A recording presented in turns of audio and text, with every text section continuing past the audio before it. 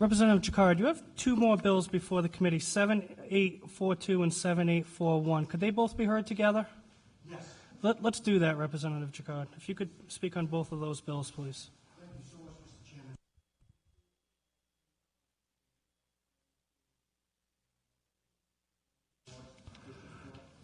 Sorry. These bills would add $10 to the filing fees in the Family Court, District Court, and Superior Court. The $10 would go to Rhode Island Center for Law and Public Policy. They represent indigent individuals before these courts on various matters. They do not, this group does not work against or do the same things as other groups like Rhode Island Legal Services. They work in collaboration with them instead and try and pick up in areas where Rhode Island Legal Services is unable to cover. So I have some individuals here from the Rhode Island Center for Law and Public Policy to explain more about what they do. I'd be happy to answer any questions. Thank you. Representative Walsh.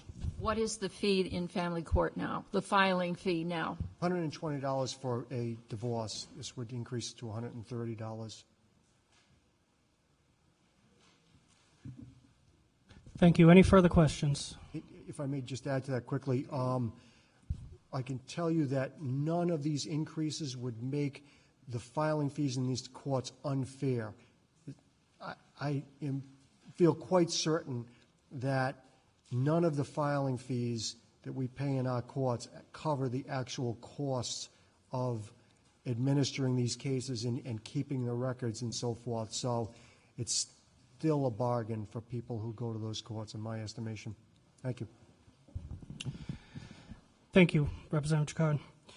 Okay, we have a few witnesses signed up to testify on both of these bills. I would ask the witnesses to testify on both bills, 7841 and 7842. And could we bring up Jeffrey Shoes, J. Ryan McNeils, and Janine Castleman?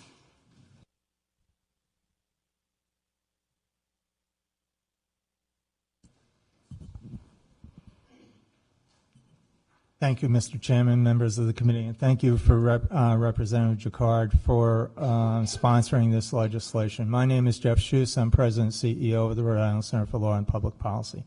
We've been in existence since 2008. We filed our incorporation papers in March of that year, and we received our 501c3 status in December of 2008. We have served over 3,000 individuals since 2009, 2,600 of which have come in the last 3 years. I can tell you, because I sat with one of my staffers this week, that we are currently in the first quarter 2014 57% above where we were at first quarter 2013. We are experiencing, because of relationships that we have with certain cities and towns, we are experiencing 157% increase in housing issues alone, mostly eviction defense, but also code enforcement, lead remediation, etc. We provide civil legal issues, so we don't do criminal matters at all, so we're not in any conflict with the public defender's office. We don't do bankruptcy, we don't do contested divorce, and we don't do real complex litigation. But what we do is we provide a range of services on an outreach basis through 9 community centers throughout the state of Rhode Island. And from Woonsocket to South Kingston, from Coventry to Newport. We are collaborators, as Representative Jakar mentioned. We also work with cities and towns. We've also received referrals from several probate courts, including Providence Probate Court, on matters where an indigent defendant or indigent litigant appears pro se, particularly in matters of guardianships.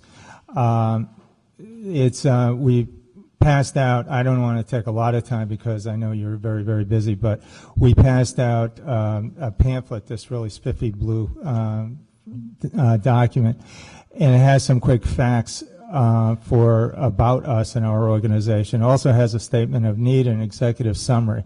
But what I would like to call the committee's attention to are the letters of support that are contained therein. These are from our partners. These are from people who we have worked with, continue to work with. These are from people who are members of the bar who we have worked with and collaboratively in matters that we cannot tackle, such as bankruptcy, for example. We've also served as an incubator for young volunteer attorneys. You'll hear from one in a few minutes. And we've also been a resource for Roger Williams School of Law in terms of their externship program. We've had a 5-year standing relationship with the law school. We also have as one of our programs something called the Medical Legal Partnership. And what that very simply is are doctors and lawyers working collaboratively where the lawyer knocks down social determinants that prevent good health outcomes where the doctor can be more successful. So the typical example would be, in this case, a child with asthma goes back to a substandard dwelling. The doctor's treatment does not take effect. We go in, we help remediate that dwelling so that the doctor can have better success. We have found that that has, in fact, begun to impact the recidivism rate or the readmit rate, if you will, at hospitals. And also, I would suggest that, and I think that Dr. Adam Palant, who has also signed up, will tell you that it's basically affected how he's able to practice medicine, that we have provided him another tool in the toolbox. So, again, I would be happy to answer any questions that you may have. I went through a very quick overview, and I apologize for that. My colleagues here can better fill in some of those gaps, but I stand ready to answer any questions you might have. Thank you. Any questions? Representative Ajala. Yes, Representative. Thank you, sir. What are your current sources of funding? Well, we are a nonprofit, so it's everything from foundation grants to bake sales. But not to be flip about it, we did get some lead settlement money, which helped fuel the first iteration of the medical legal partnership. We get some money from Hasbro Hospital. We may have another opportunity for a medical legal partnership at another location. We do get some community development grant money. We do get some for public services. We also have the annual sale. We also annual appeal, and we also receive individual donations. Is that responsive? Yes. Thank you. Thank you.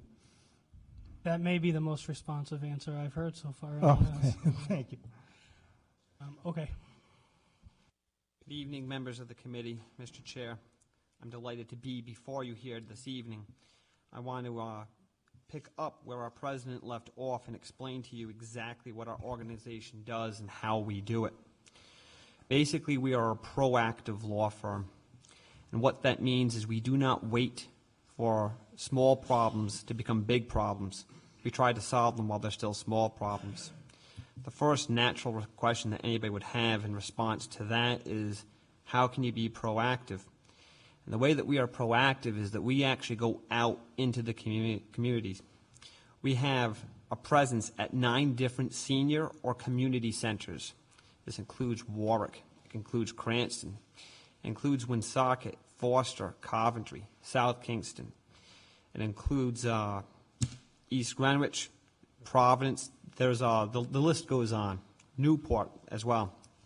So we're all through the state, in every county, and in approximately 9 communities. We go out and have a center where people can reach us at that center without having to come to an office in Warwick or Providence.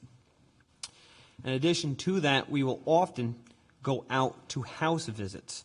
I don't know of any other law firm, any other lawyer, any other professional for that matter, who still does house visits. We do.